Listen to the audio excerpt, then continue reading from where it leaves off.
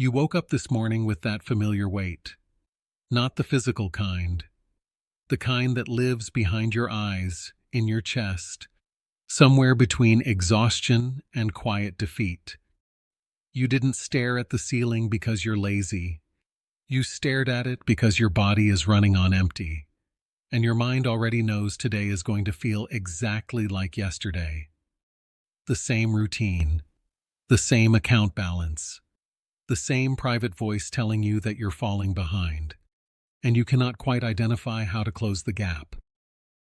You checked your phone before your feet touched the floor. Again, you already know what's in your bank account. You don't need to look, but you looked anyway, because somewhere in the architecture of your anxiety, you're hoping the number changed. It didn't. And that single 3-second scroll sets the emotional temperature of your entire day before you've even stood upright. Before the sun has fully risen, your nervous system is already on trial. Let me be precise with you right now. You are not broken. You are not lazy. You are not behind because you lack discipline, willpower, or the right motivational content saved in your bookmarks. You are behind because no one ever handed you the actual blueprint for how high-performance mornings are constructed. You were given alarm clocks and hustle quotes and told to figure it out. That is not a character flaw. That is a design flaw in the system you were handed before you were old enough to question it. Here is the truth the productivity industry has a financial incentive to hide from you. Your morning is not failing because you lack motivation. Your morning is failing because it has been architecturally designed by default, not by intention. You wake up and walk directly into a system built by algorithms, notifications, and environmental chaos that was engineered specifically to extract your attention, your energy, and your cognitive function before 8 a.m. The battlefield is your first 60 minutes, and right now, you are losing it every single day without knowing you're in a fight. The advice you have been fed is wrong. Structurally, fundamentally wrong. Just wake up at 5 a.m. Just drink lemon water. Just be more disciplined. These are not solutions. They are the symptoms of a culture that mistakes punishment for progress. Waking up at 5 a.m. inside a broken morning system does not make you productive. It makes you exhausted and resentful by day 3. Most people in this audience have already tried that. It collapsed because the action was correct, but the foundation beneath it was demolished. You cannot install a new habit on a crumbling operating system and expect it to hold. The real problem is not your alarm setting. The real problem is that your brain enters the waking state inside a neurologically vulnerable window. And in that window, most people immediately flood it with cortisol-spiking inputs. Social media, financial anxiety, breaking news, text messages from people who need something from them. Your nervous system was designed to wake up slowly, to orient itself, to build cognitive momentum before exposure to high-stimulation demands. The top 1% in America do not have better willpower than you. They have a different morning architecture. And today, you are going to learn exactly what that architecture looks like, from the inside. This is not a list of tips. This is a rebuilding phase. What I am about to give you is a functional morning system built on neuroscience, behavioral psychology, and the documented habits of the highest performing, highest earning individuals in the United States. You do not need to execute every single step perfectly on day 1. You need to understand the mechanism behind each step so thoroughly that it becomes structural behavior, not motivational effort. Because motivation fades inside 72 hours, architecture holds for years. 1. Own the first 7 minutes before your phone does. Here is what most people do. They wake up and within 60 seconds, they are in their inbox, in their notifications, inside someone else's agenda. That single action hands over the authorship of your entire morning to every external demand that accumulated while you slept. The biological truth is that the moment you pick up your phone, your prefrontal cortex, the region of your brain responsible for long-term planning, strategic thinking, and emotional regulation, goes offline. You have handed the wheel to your limbic system, which is reactive, impulsive, and anxious by design. 7 minutes of phone-free orientation every morning is the difference between leading your day and being consumed by it. Keep your device across the room. Buy a $5 alarm clock. This is not a lifestyle upgrade. This is neurological self-defense. 2. Hydrate with intention before anything else enters your system. Most people wake up dehydrated, reach immediately for coffee, and then cannot understand why they feel scattered and mentally foggy by 10 a.m. Caffeine on an empty, dehydrated nervous system is not fuel. It is a stress amplifier in a cup. The physiology is not complex. Your brain is 73% water. After 7 hours without hydration, its cognitive capacity is already running at a measurable deficit before you have made a single decision. The highest earners in America do not start their day with caffeine. They start with 16 ounces of water, often with electrolytes, before anything else. The concrete benefit is immediate and undeniable: clearer cognition, lower baseline anxiety, and a central nervous system that is prepared to operate at capacity rather than compensating for depletion. 3. Define the single most important output for the day before stimulation reaches you. Not a to-do list, not 10 tasks, one output. The one thing that, if completed before noon, would make the entire day structurally successful, regardless of everything else that falls apart. The common trap is that most people confuse activity with productivity.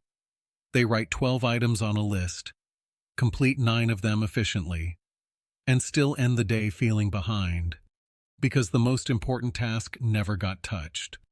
It was buried under urgency.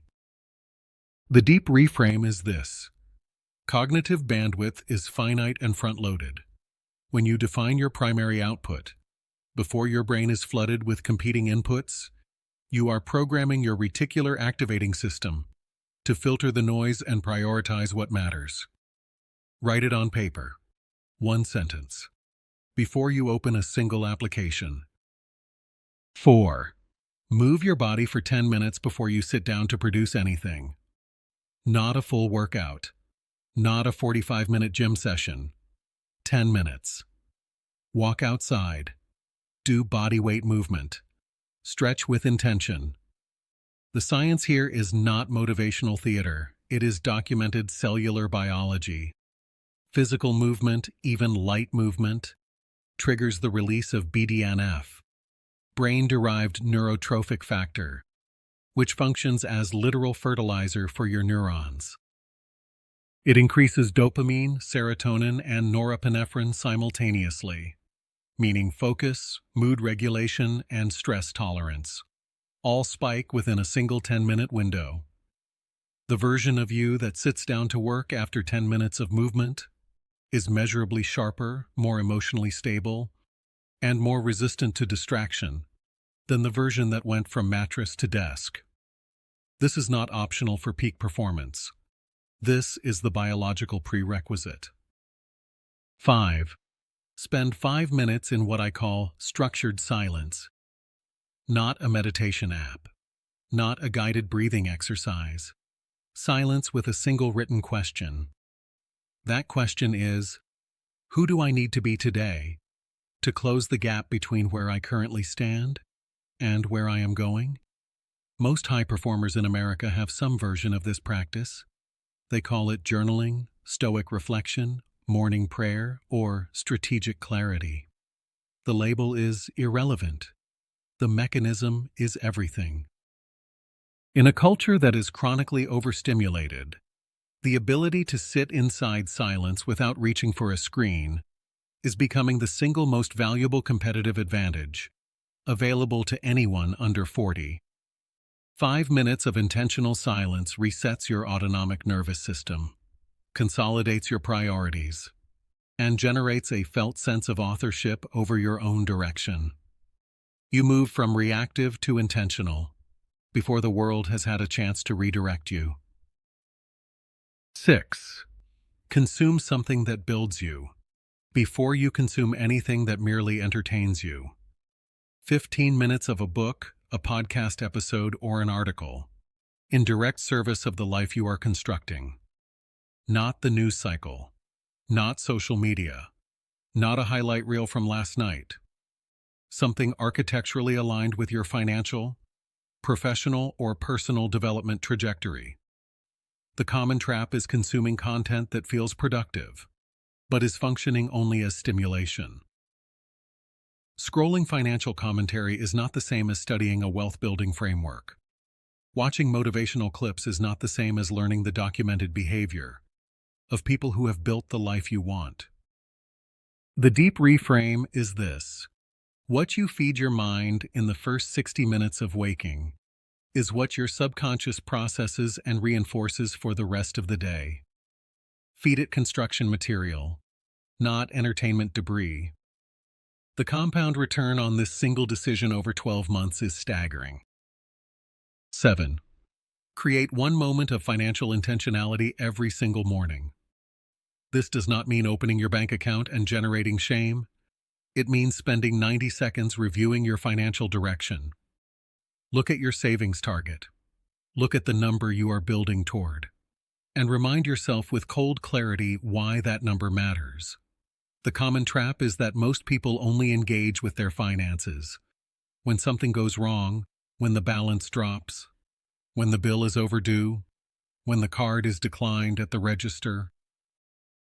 That crisis-based relationship with money is the architecture of financial anxiety, and it keeps most people perpetually reactive. The deep reframe is behavioral. 90 seconds of daily financial intentionality keeps your goals inside your active working memory, which means your brain automatically begins to make micro-decisions throughout the day that are aligned with your future rather than quietly opposed to it. This is not budgeting. This is reclaiming executive control over the direction of your financial life. Now I need to prepare you for what comes next. This system will feel electric for the first week. You are going to feel the friction dissolve. You are going to wake up one morning and feel, possibly for the first time in years, that you are genuinely in control of your own life. That feeling is real. It is earned. And then, somewhere between day 14 and day 28, it is going to quietly evaporate. The novelty will fade and the results will not yet be visible. Your account balance hasn't dramatically shifted. Your body doesn't look different in the mirror. Your career hasn't pivoted. And your brain, which is deeply wired for immediate feedback and instant gratification, is going to whisper to you that none of this is actually working. That voice is not your intuition. That voice is your old operating system, attempting to drag you back to what is familiar and comfortable, and ultimately limiting. I also need to warn you about the social friction that is coming. When you start protecting your mornings and saying no to late nights, people will call you boring. When you stop making impulsive purchases because you now have financial direction, people in your circle will call you cheap or uptight. When you start moving with intention and structural discipline, the individuals around you who are still operating in default mode will feel threatened by your architecture. They will not say they are threatened. They will say, "You changed." They will say, "You think you're better now." Expect this. Know it is coming before it arrives. Their discomfort with your growth is not data about your direction. It is data about their own stagnation. Do not let it recalibrate your trajectory. Now, I want you to do something. Travel forward. Not 10 years, just 2 years from today.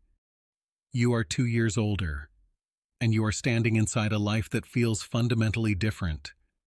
You wake up in the morning and there is no dread, no ceiling staring, no financial anxiety reaching for you before your alarm goes off. You have a body that is rested, a mind that is sharp and clear by 7 a.m., a financial system that is quietly compounding while you sleep. Your savings account has a number in it that surprises even you when you look at it. Your work feels purposeful because you chose it with a clear head, not a desperate one. The people in your orbit respect the way you carry yourself. They cannot identify exactly what changed, but they can feel the difference in the room when you enter it. That is not a fantasy. That is the measurable 2-year output of this system, executed at 60% capacity. Here is the close. You do not need to be perfect. You do not need to execute all 7 steps tomorrow at 5 a.m. Even if you implement 4 of these with consistency over the next 60 days, your life will change trajectory. Not because of a burst of motivation, not because of a personality transformation, because you will have rebuilt the architecture of your mornings from a reactive default state into an intentional designed system. And systems compound. Small structural changes, repeated with enough consistency, produce outcomes that are wildly disproportionate to the effort they required in the beginning. That is the entire secret the 1% understand, and the majority of people never get told. Not hustle, not willpower, architecture. If you are ready to stop surviving your mornings and start building them with intention, comment the words "I am rebuilding" right now in the comment section. That single act of public declaration activates an accountability mechanism in your psychology that passive watching will never trigger. Subscribe to this channel so the next system we construct together lands directly in your feed the moment it goes live. You have already done the hardest part today. You stayed until the end. That is not a small thing. Now go build something that lasts,